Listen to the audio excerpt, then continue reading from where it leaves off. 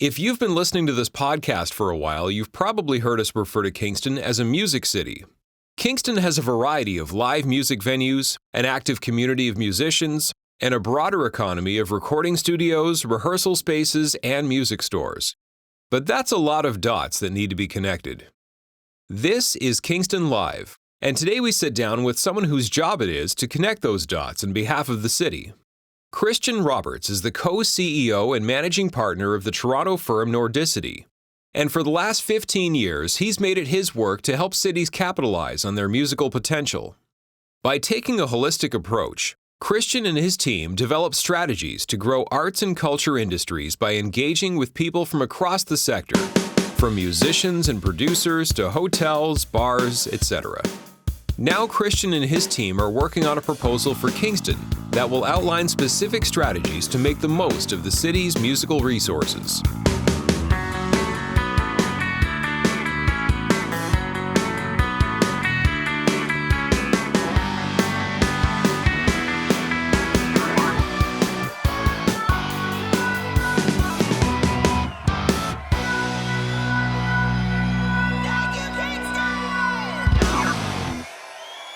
Kristian Roberts of Nordicity, welcome to the Kingston Live podcast. Great to be here.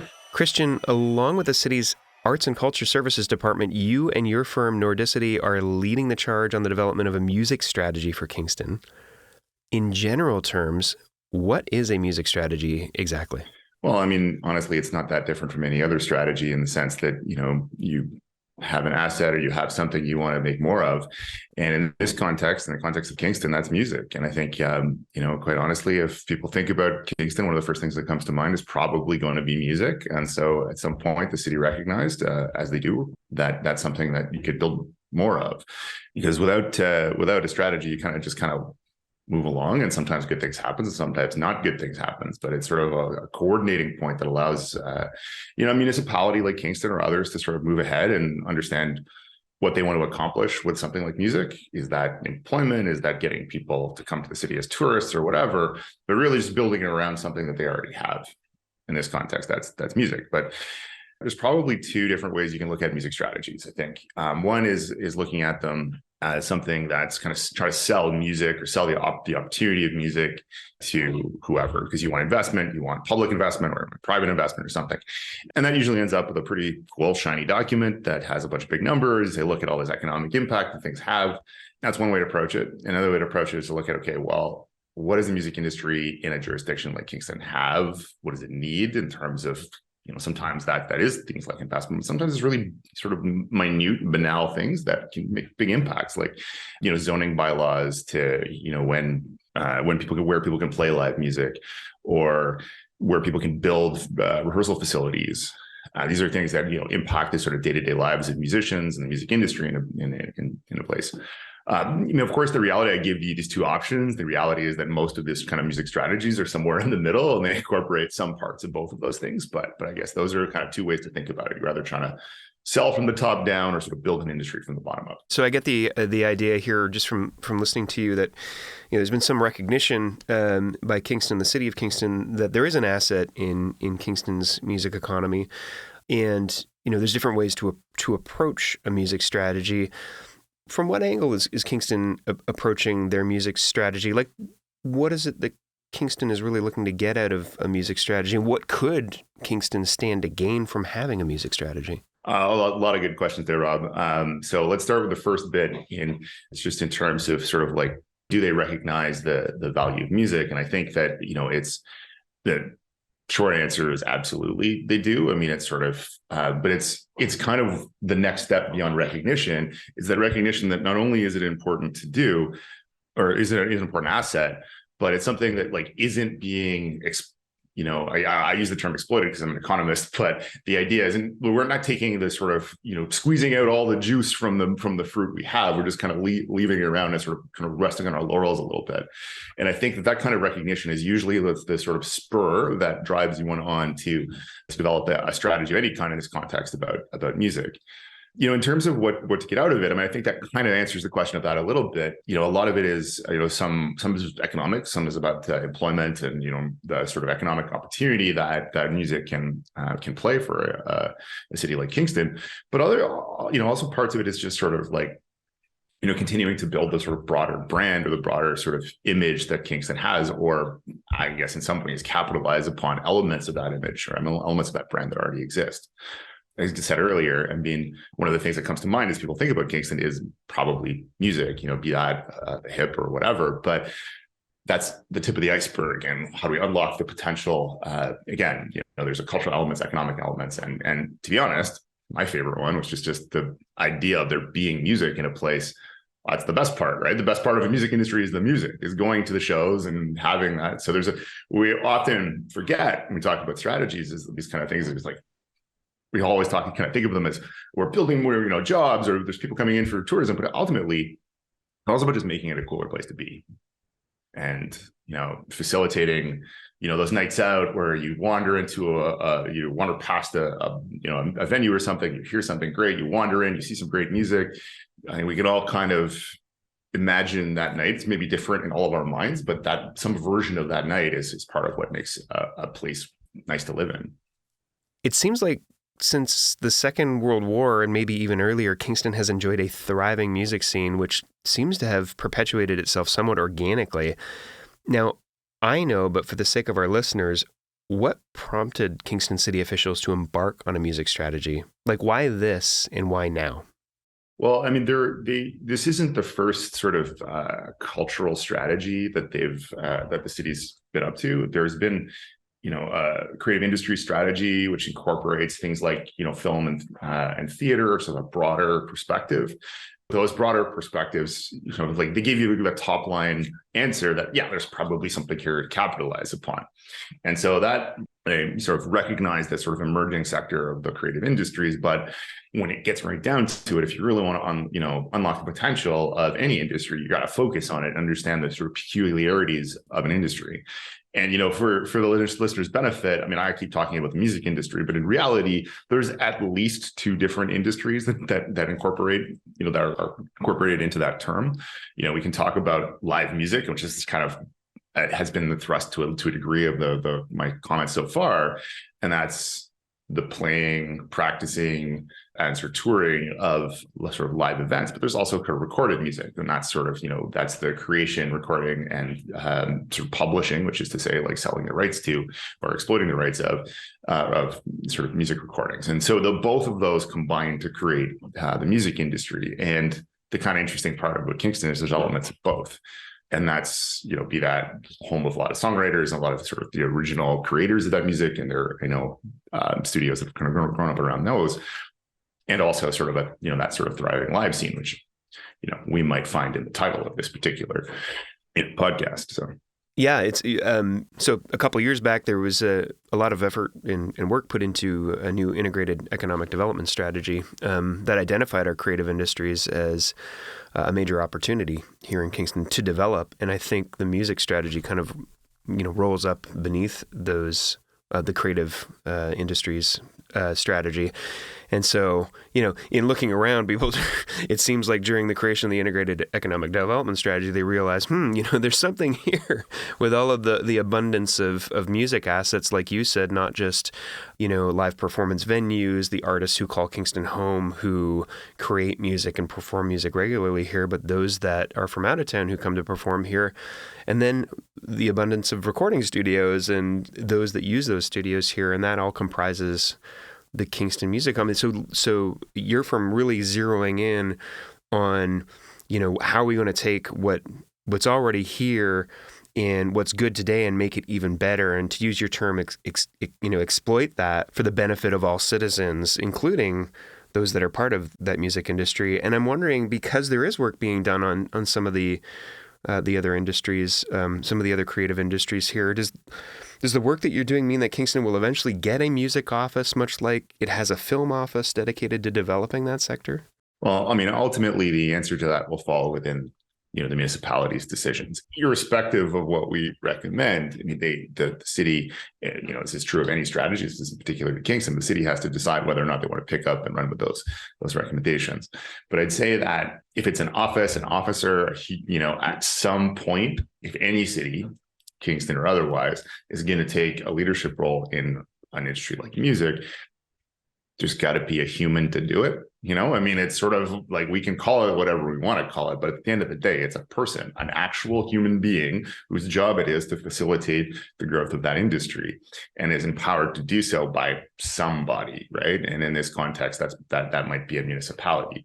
We're not quite there in the terms of, at this stage of the project in terms of having those recommendations. But I think if you look around, at successful jurisdictions, they have that human. Sometimes that human is part of an economic development agency. Sometimes that human has an office. Sometimes they're, just one part of a larger creative industries team, but they exist, right? There's not like a piece of digital paper or PDF that somebody created and stuck on a website and said, okay, now industry, go off and do your thing. Like, there needs to be some activation in this context, a municipal level. But, if this was a provincial music strategy, would be at the provincial level. If you look in Ontario, you have within the organization that is Ontario Creates, which is the sort of creative development, economic development body at the provincial level, there is also a kind of music office within that context. And so there's music fund, and they have a really specific focus on music. So at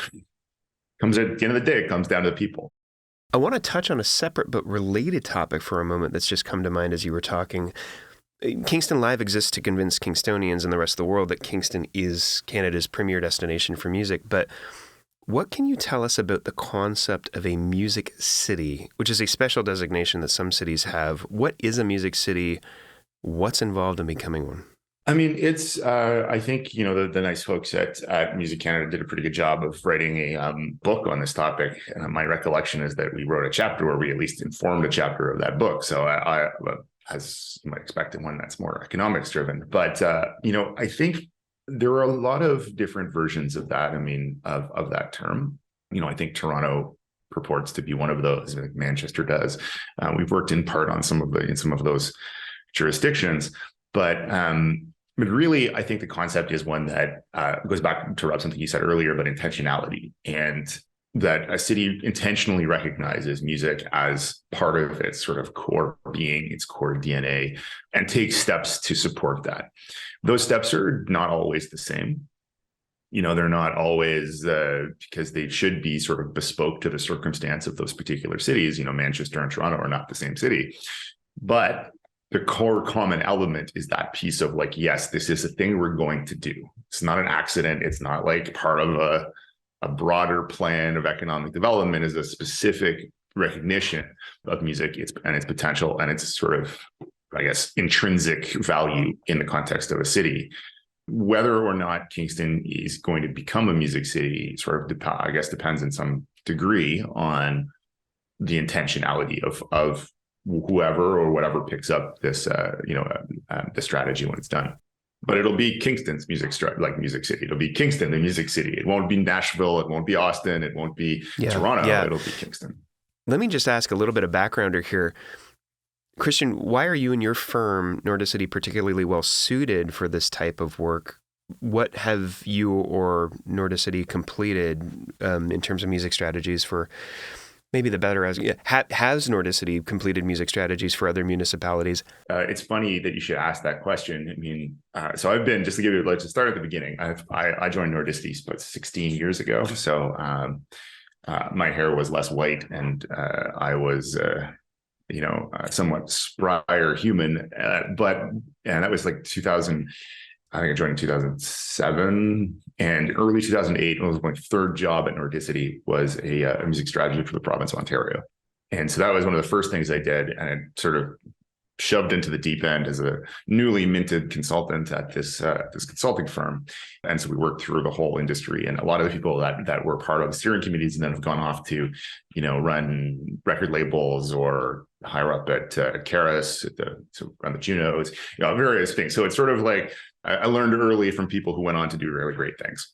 So since then, we've done sort of music strategies around Canada, and our office in the UK is quite active in that context as well. Obviously not always on our own. Obviously, sometimes we partner with either local organizations or other people who do this type of thing. But just to talk about my firm, Nordicity, for a brief moment, and labor on it too much. I mean, we're different from most consulting firms, or almost all other consulting firms, because this is the kind of thing we do. You won't see us doing supply chain management one day and music industry the next day. We're creative industries, cultural industries, and increasingly kind of digital innovation stuff, because mostly because the barriers between all of those things start to break down as you think about them too much. I mean, you talk to a sound engineer, and are they an engineer or a music industry person? The answer is yes. Right. And so as those distinctions start to become less tenable, our remit grows, but fundamentally we're based on sort of culture and creative industries. Long way of saying it's kind of what we do. And so we've been doing that for at least 15 years in Canada, UK, so forth. Can you tell us a little bit about the process of developing a music strategy? Specifically, I want to know, how are you and your firm involving members of the Kingston community in the development of the city's music strategy? Well, I mean, it's a great question in the sense that I'll answer the first question with the second question, right?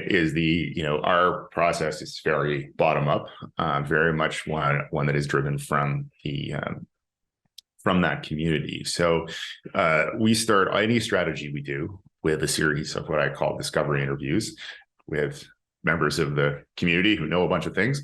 That would include you, Rob. So we did, as you know, we did a series. We do always a series of those, and they're not fact finding. I'm not looking to get data from those interviews. Those are we go to the jurisdiction, and we spend some time there, and we talk to the people, and we just sort of kind of get the lay of the land of what's happening. So we start without, not a fresh, completely blank slate, because of course there are some commonalities that we referred to earlier about music offices and officers and those kinds of things, which are common to successful jurisdictions, but we don't want to bring too much preconceived ideas to any strategy. So we do that, and sort of that helps us inform the broader engagement with the industry, because we need to know who to talk to, who are all the people that without whom we wouldn't get a complete picture. And you don't know that unless you start asking those questions. So we're right now in that sort of second part of, reaching out to the broader sort of music community. In a place like Kingston, we can do that largely by, on an interview basis, because, it's a robust community, but we're not talking thousands of people, more like dozens of people that we need to talk to. And that's a little more manageable. In a world where we were doing something in, like, I don't know, Nashville or something where there's hundreds and hundreds of people to talk to, there would have to be some more survey work. Right. Yeah, you can't talk to everyone here because it's such a diverse and large, base of people. How do you actually go about deciding who to talk to then?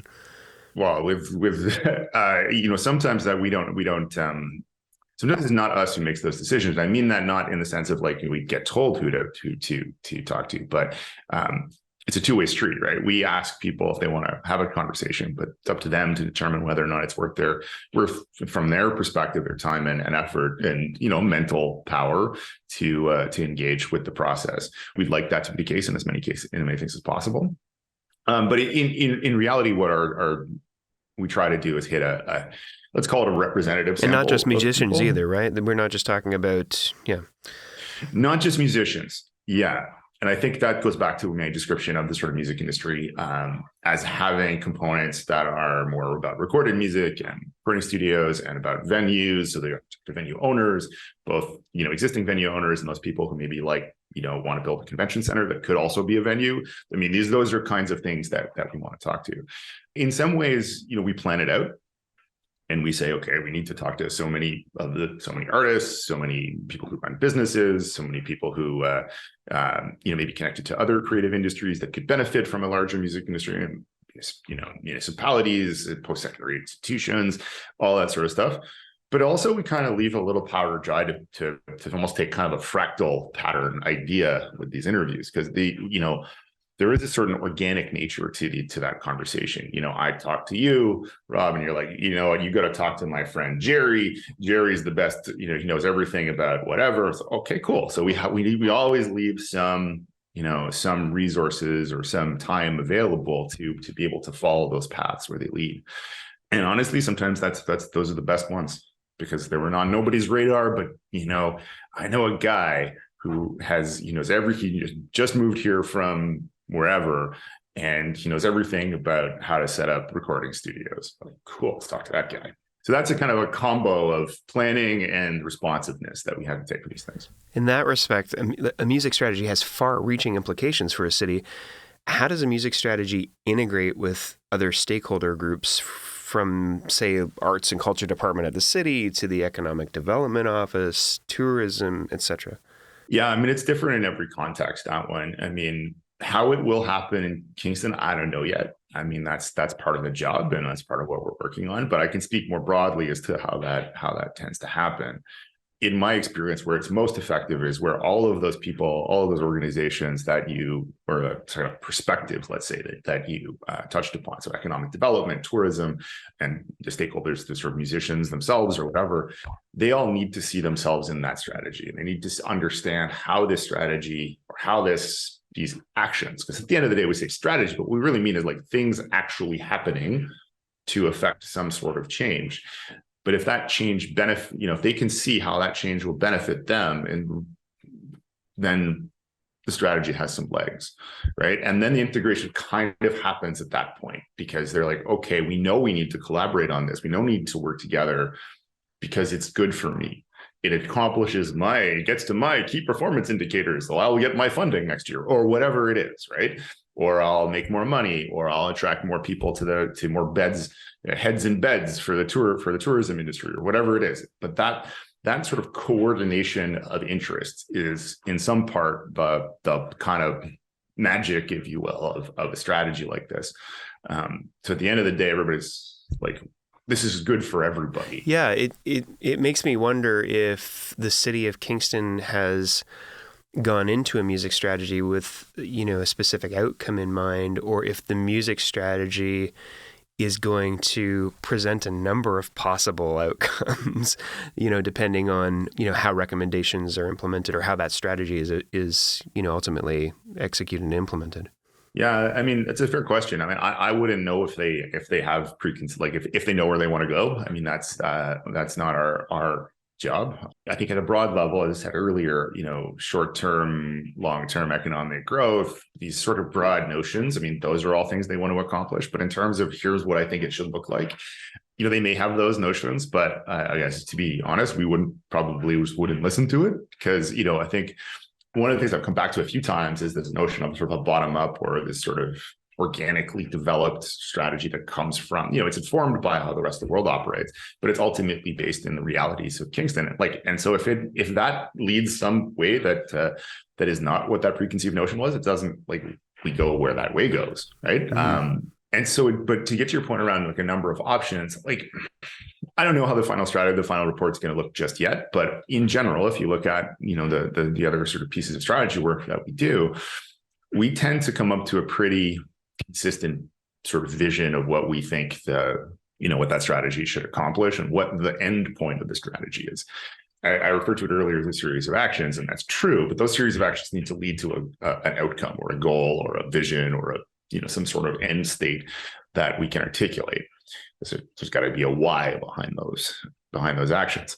Typically, we articulate that, what is the outcome we want to see? What does success look like as it relates to the strategy? And that's probably has a combination of a lot of things we talked about. A lot of, it's a better place for Kingstonians to want to be and live and play. It's a better place for touring artists to want to come and play. So that there's, you pull from the catchment area and get people to come to those shows, or extend stays that they're already looking to do because there's a cool show the next day. They want to just stay one more night.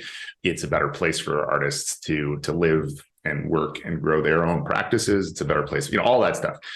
But that all has to get wrapped together in a coherent piece of messaging.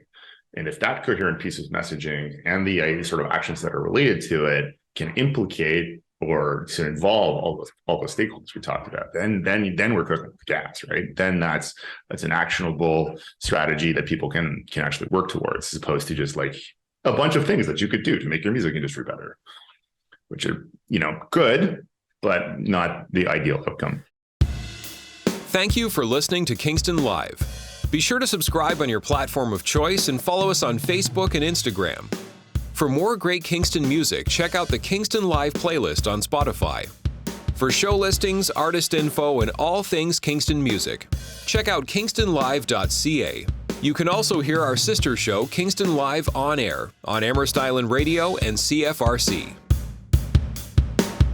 We're talking about outcomes, end states, and that kind of thing. I'm wondering, what are some other cities in Ontario or even Canada, maybe some with Music City designation, maybe some not, but whose music strategies may be more evident or obvious to our listeners, like outsiders looking in, that you could maybe point to as examples of, here's what good looks like?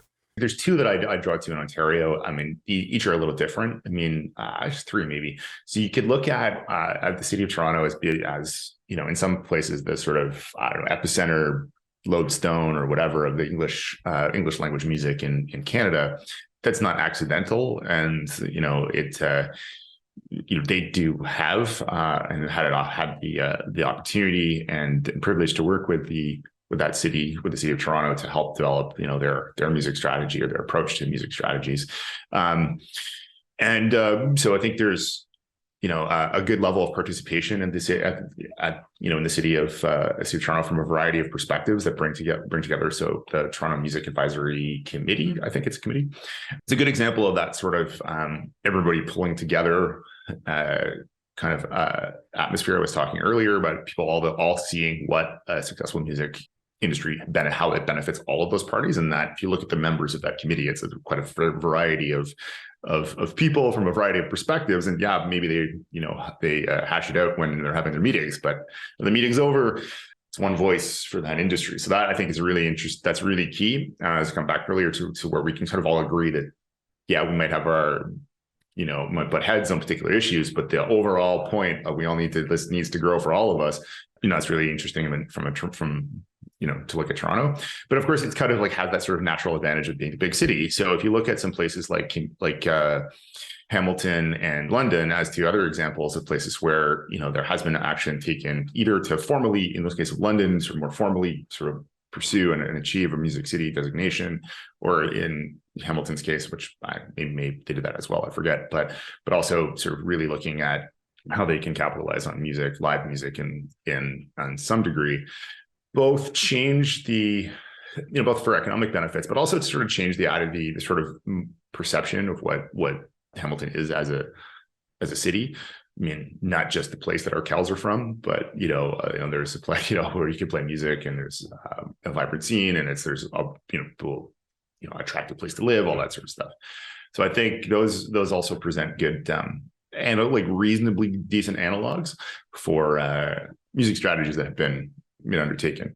It's an interesting point you just raised. I'm from Toronto originally, born and raised there, and Hamilton was always the running joke, and it's not so much anymore. In fact, there's been a mass migration of Torontonians to Hamilton, probably because it's become a cool place to be, and it probably wouldn't have been.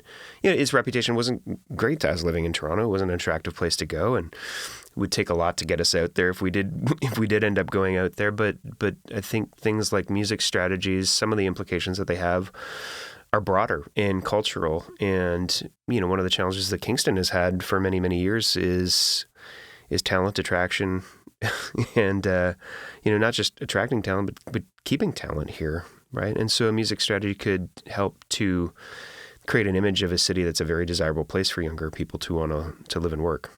Exactly, a fair point. I mean, I think that's one of the biggest elements of that. I mean, both, I think it's one of the biggest elements of any music strategy, which is also one that people forget when they talk about it, because we always sort of think about music strategies as being kind of, external things that, here's an industry, it's away from the people who live here. We want tourists to come in. We want to want people to come and, build their music businesses here. But ultimately, it's also about making it a place for the people who live in a city to have richer, fuller experiences when they do that. And as I said, as they're trying to, in your listeners' minds, just trying to evoke that memory of the unintentional live music night out, right? Where you're kind of wandering past, you see a band and it's like, I've never heard them before, and they're super amazing. And that moment of discovery, I mean, there's the very few things like it. I mean, I'm giving myself goosebumps thinking about it, but it's that's for me. That's me, the resident, that benefits there.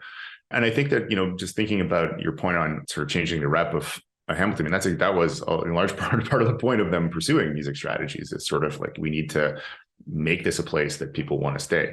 And on that point, I think it's interesting that from a Kingston's context, because you do have this sort of ready supply of young people. And this is one of the assets. One of the things we're sort of thinking about in this strategy is the role that post-secondary institutions like Queen's University can play in this broader context of music strategy. Because, and not all, but a lot of the sort of really fresh, interesting, new, cool ideas and stuff come from those young people. And there's like this never-ending supply of young people that show up and stay for 1 to 4 years, or 0 to 4 years. A lot of them leave. But how do we capture those people who are maybe wanting to create their own, be an artist or create a music business or whatever, run a venue, open a recording studio, open a rehearsal facility, who knows, do all of the above and be a DJ on the side, whatever. How do we keep them in Kingston, and how do we make that a place for them to want to stay and be? So that's part of the fun, part of the challenge. But I think that's something that there is a potential for Kingston to sort of take more advantage of than it has done so far. It's really important work that you're doing because of that bigger picture that you're just describing. If there are listeners who might be thinking, why does Kingston need a music strategy? We've got a great music scene. Why are we spending all this time, effort, and money on a music strategy? No, there's a much bigger picture here, and the implications of having a music strategy and implementing one are far greater than just what you may be able to kind of presume the benefits might be of a music strategy.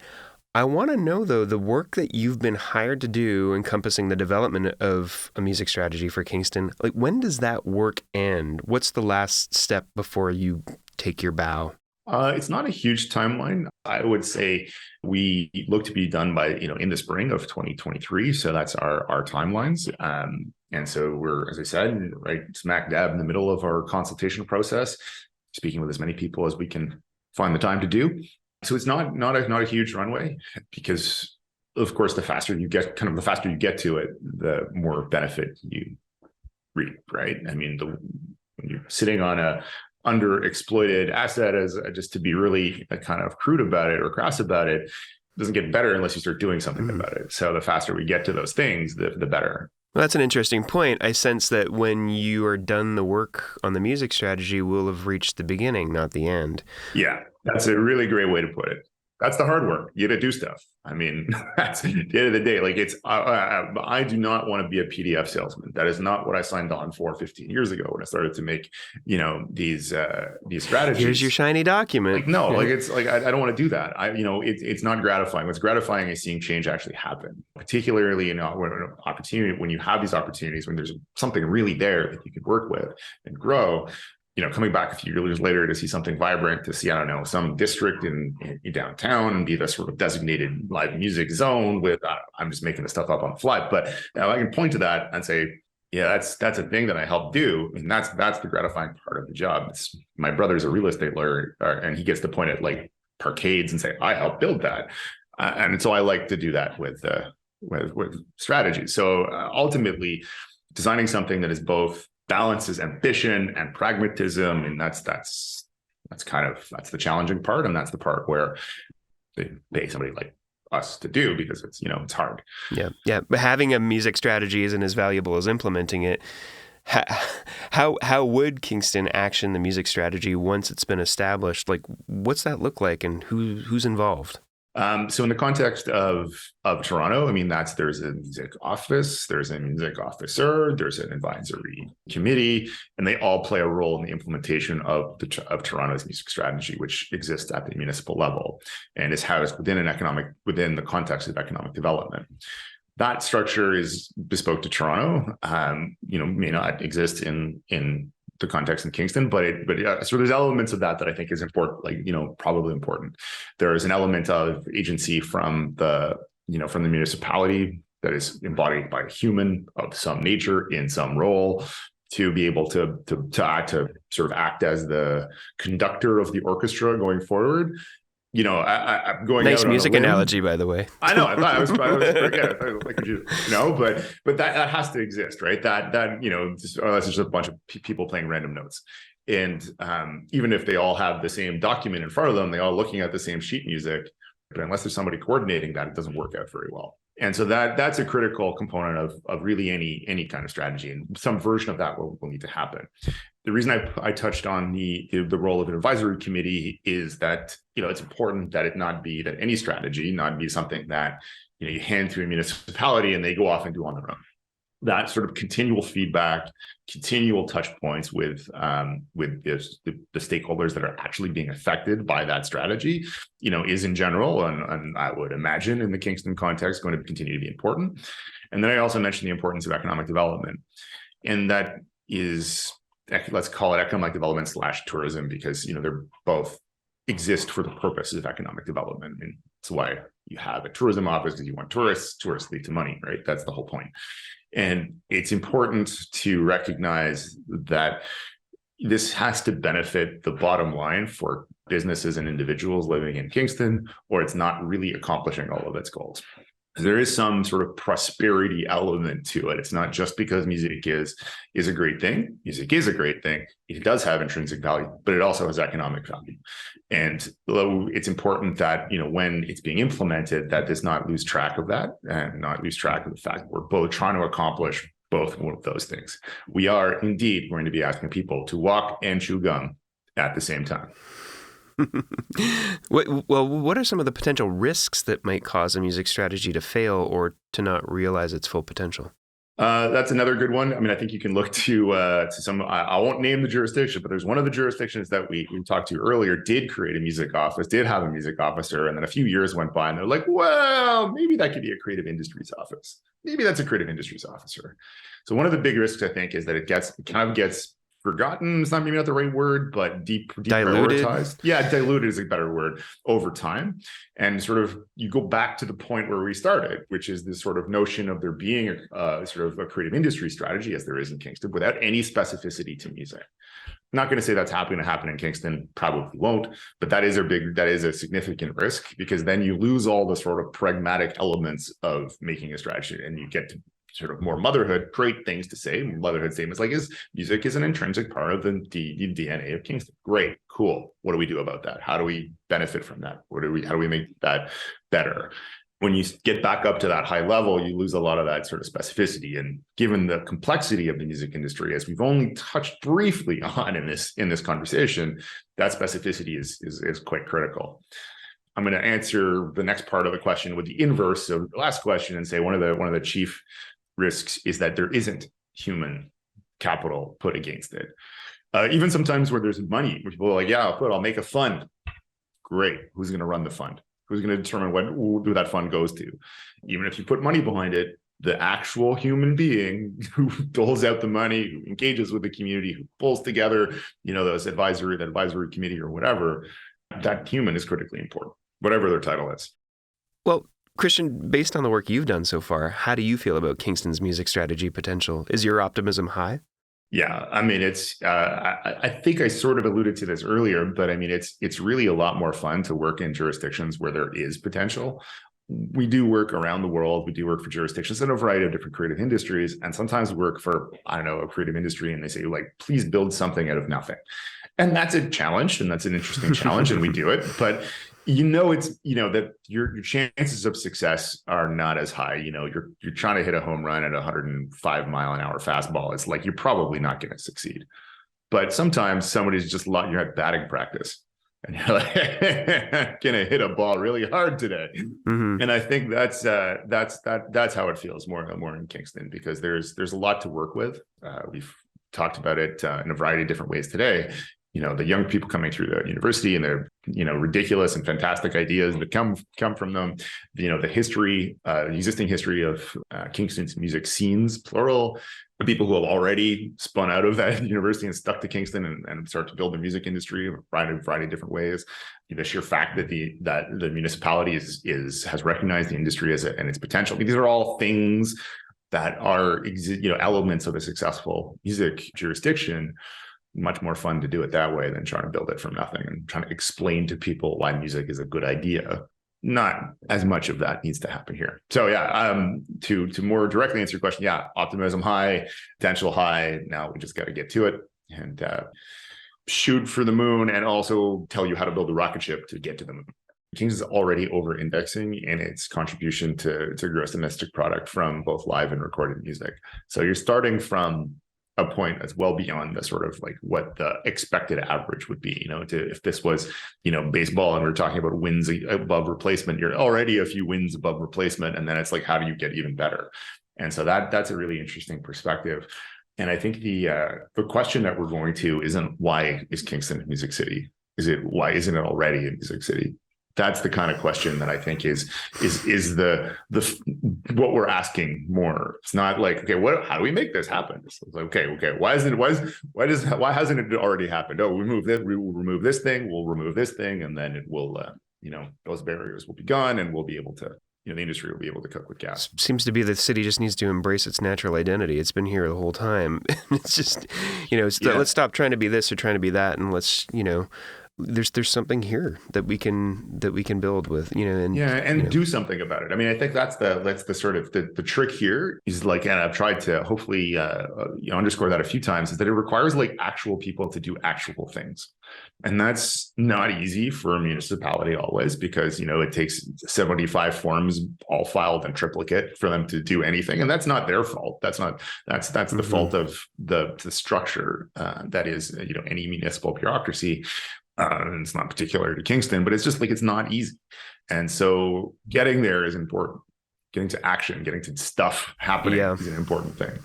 And when it comes to action, like, is there a point at which the music strategy, goes to city council? Do city officials, need to put it to the vote and decide whether or not, do they get an opportunity to pick it apart, put it back together, or decide what they want to adopt, what they don't want to adopt in terms of recommendations? Like, what is that critical moment that, it finally gets blessed and can then actually be actioned? Yeah, I mean, usually, again, I can't speak for how it will happen in this context, but usually that is the case. Usually there is a case where it needs to get passed. And part of the needle that an organization like ours has to thread is between something that is so broad that it cannot be actioned, that is just like, a bunch of well-meaning statements, and something that's so specific that they'll get picked apart, or that you're creating something that is too time-bound or too related to a very specific set of circumstances that when the world changes, it's no longer relevant, or that it will fail. So there's a little sweet spot in there of enough specificity to be kind of real, but enough wiggle room or enough flexibility so that whoever's job it is to implement it, and it's going to be a person's job, almost always is, they can actually adapt to the world as it continues to change. Because, once it's passed, once a strategy like this is passed through a municipality, it's becomes locked in for however many years the strategy says it's going to be locked in for. Usually that's like a 3, 4, 5 year period. So if by year 5 or by year 4, some recommendation you made in year 1 is no longer relevant, and you're like, well, why didn't you do that? Like, well, because it doesn't make sense anymore. So you got to craft recommendations that are going to still be relevant 5 years from now, but for which that also contain enough meat or enough specificity to be meaningful, as opposed to just like grow the industry. Yeah. Okay. Employ more, cool. Yeah. Like fix post-secondary institutions. Like, okay, what does that mean? So anyway, so that's part of the challenge, but that's usually the kind of a challenge is born in part from the relationship with the sort of municipal bureaucracy and the voting on it and all that sort of stuff you were talking about. So it's an important part of the process, I think. I find the work that you do fascinating. I've found our our discussions, including this one, very, very fascinating. And man, I'm just pumped for the work that you're doing, and love any opportunity to. Yeah. Well, we're certainly glad that you are doing it too. So, man, thank you again for joining us today and dedicating this time. And good luck with the rest of the work ahead. Oh, my pleasure. And thank you so much. This has been Kingston Live. We encourage you to rate us on your listening platform of choice and subscribe where possible. For show listings, artist info, and all things Kingston music, check out kingstonlive.ca. Kingston Live was produced in Kingston by Titan Sound. Hosted by Rob Howard. Voiceovers and technical production by John Sanfilippo. Writing and research by Peter Sanfilippo. Executive producer Rob Howard. Kingston Live is a member of the Canadian Live Music Association. We'd love to hear from you. Email us at podcast@kingstonlive.ca.